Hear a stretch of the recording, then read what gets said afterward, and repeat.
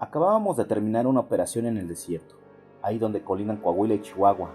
Todo había resultado un éxito. Era una operación fantasma organizada por las fuerzas especiales. Nosotros solamente estábamos de apoyo. Debido a la naturaleza de la operación, no podíamos correr el riesgo que se supiera lo que habíamos hecho. Lo que nuestros mandos sabían era que habíamos salido del cuartel para dirigirnos a Sinaloa. Pero a medio camino ya nos estaban esperando las fuerzas especiales para que fuéramos con ellos. A nuestros mandos no se les dijo que íbamos con las fuerzas especiales. Lo que pasaba era que los de las fuerzas especiales desconfiaban de nuestros mandos por presuntos lazos con el crimen organizado. Por eso tuvimos que armar todo este enredadero de información confusa. Entonces, ya que todo había terminado, para no ser descubiertos, nosotros teníamos que llegar al norte de Sinaloa, por lo que se supone que habíamos ido a Durango de entrada por salida y teníamos que presentarnos en Sinaloa. Las fuerzas especiales nos estaban escoltando a través del desierto para llegar más rápido, y de pronto nos detuvimos cuando notamos en el horizonte unas misteriosas construcciones hechas como de adobe, que nada tenían que estar haciendo ahí. Cuando llegamos a este lugar nos dimos cuenta que parecía una base militar que por su estado debía tener décadas en situación de abandono. Lo que nosotros creíamos era que ese lugar podría estar siendo utilizado por el crimen organizado. Entonces, casi todos bajamos de los vehículos y empezamos a recorrer todo el lugar, pero el único movimiento que podíamos detectar era el de la maleza sucumbiendo ante el viento. Entonces, alguien avisó por radio que había encontrado algo y que era mejor que lo viéramos por nuestra cuenta. En uno de los cuartos estaba un foco encendido. No parecía ser posible. La ciudad más cercana estaba a casi 30 kilómetros y en las instalaciones no había ningún poste de luz que pudiera brindarle energía eléctrica.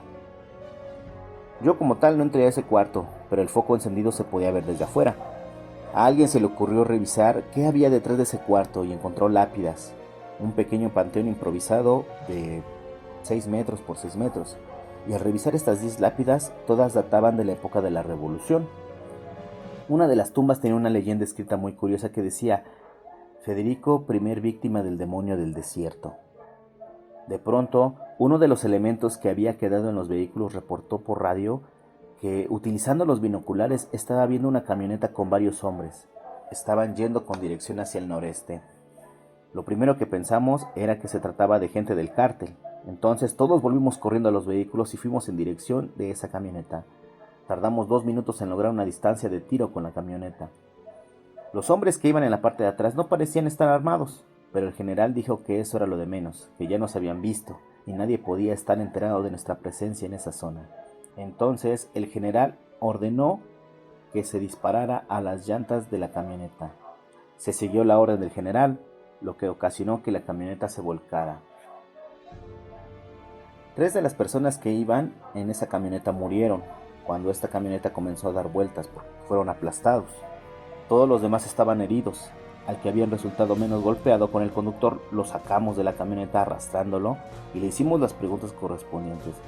Y resultó que él era un pollero y todos los hombres que llevaba eran migrantes que él iba a dejar en la frontera con otro pollero. Creímos que al saber que se trataban de civiles dejaríamos el asunto, pero no fue así. El general ordenó a los suyos, acabar con todos los que estaban heridos. El pollero comenzó a suplicar por su vida y entendió que si las fuerzas especiales habían matado a civiles, sabía lo que a él le iba a pasar. El general se acercó a él y dijo que tenía oportunidad para contarle todo lo que supiera sobre las instalaciones hechas de adobe. El pollero le dijo que podía responder todas las preguntas que quisiera, pero que por favor nos alejáramos de ahí. El general le recordó que él no estaba en la mejor posición para exigir algo y le dio 3 segundos para responder o dispararía. El pollero respondió que ese lugar no había sido abandonado, sino que las personas que lo habían ocupado fueron devoradas por el demonio del desierto. Esto debía tener algo de verdad, ya que una de las lápidas también mencionaba a ese tal demonio del desierto, y esta era asediada por un brujo nahual que vivía en cuevas subterráneas, que podía contarnos todas las historias de este brujo, pero que debíamos irnos de ahí. Todos nos reímos. Entonces el tipo se puso muy serio y en tono de burla nos dijo que él no estaba huyendo de nosotros, sino que quería alejarse de ahí antes de ser atrapado por esta criatura. También mencionó el foco encendido dentro de aquel cuarto en esas instalaciones.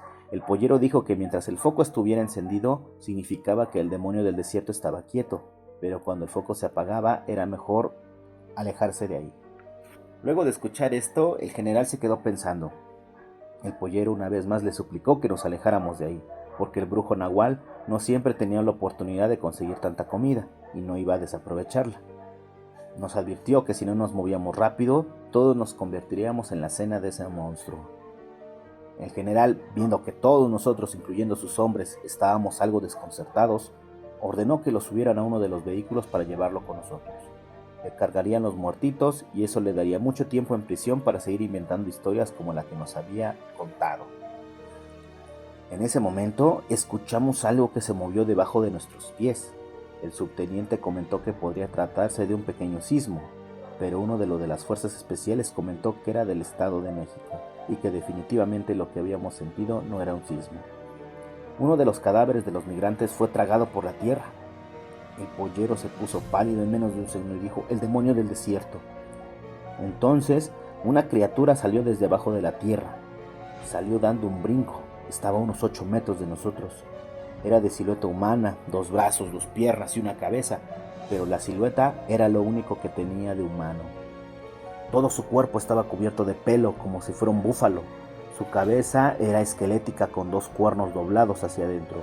Sus orejas eran ganchudas.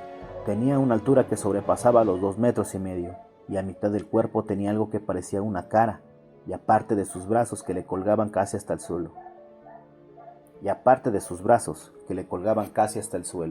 Cerca de ese algo que parecía cara, tenía colgado 2 protuberancias como si fueran manos. Era una criatura grotesca, lo más horrible que se puede imaginar. Yo pienso que de existir el diablo de seguro se vería igual a esa criatura que teníamos frente a nosotros. El general inmediatamente ordenó abrir fuego, pero las balas no le hacían nada. Ese demonio caminó hasta uno de los cadáveres y comenzó a comérselo. Al ver que las balas no surtían efecto, se ordenó la retirada. Todos subimos a los vehículos lo más rápido posible. El pollero también subió. En cuanto arrancamos, la criatura emitió un sonido que dejaba notar que no le agradaba la idea de que nos fuéramos y nos empezó a perseguir. Verlo correr daba escalofríos. Como era muy alto, se torcía para que su cabeza quedara a nuestra altura y pues nos iba a alcanzar. De nuevo intentamos con las balas, pero nada. Debíamos de hacer algo para que se fuera y frenar aunque sea ese monstruo por unos momentos. Uno de los de fuerzas especiales tuvo una idea. Empujó al pollero para que cayera del vehículo. El plan funcionó. La criatura se detuvo para comerse al tipo ese. Nos alejamos a toda velocidad y ese demonio ya no nos alcanzó.